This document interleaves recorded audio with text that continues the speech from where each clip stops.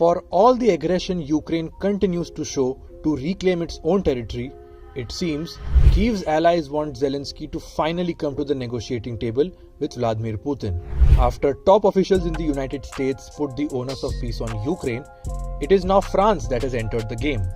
Paris has gone a step ahead and said it will look for all possible solutions to end the war. On the battlefield, however, nothing much has changed. After Russia's retreat in Kherson, the two sides are engaged in a battle of missiles. Eventually, this has resulted in large-scale damage to Ukraine's energy grid and key infrastructure. Is Volodymyr Zelensky failing to keep the enthusiasm going amongst its allies? The French government on Sunday hinted at exploring possible diplomatic options to end Russia's war in Ukraine. The nation's defense minister Sebastien Lecornu said, "Together with our allies, we are considering possible political solutions to end the conflict in Ukraine." In fact, France's recent talk of diplomacy is interesting to see. On one hand, it has continued to supply aid to Kyiv, but has also spoken about maintaining dialogue with Putin and Zelensky. This is what President Emmanuel Macron said 2 weeks back. We have to be able to talk to everyone at all times. Who wants Turkey to be the only power in the world to be part of NATO and at the same time to continue to talk to Russia? Those who do not condemn this, will they one day be able to say, look how strong Turkey is? Will they be able to say that France is not even capable of building peace?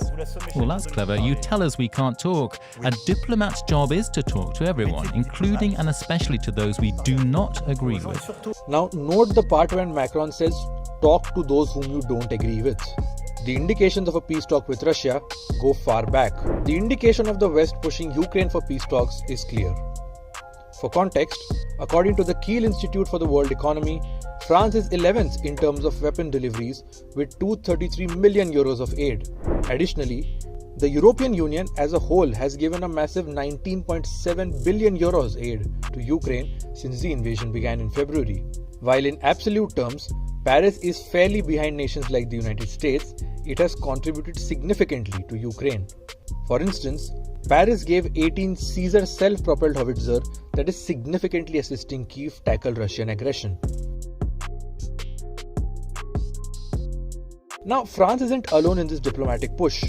Even the United States has sounded a note of caution to Ukraine over its possible victory. This is what US Army General Mark Milley said a couple of days back. Ukrainian military victory, defined as kicking the Russians out of all of Ukraine, to include what they define or what they claim as Crimea, the probability of that happening anytime soon is not high, militarily. Let's be clear. The West, in spite of high inflation at home, wants to send unaccounted aid to Kyiv.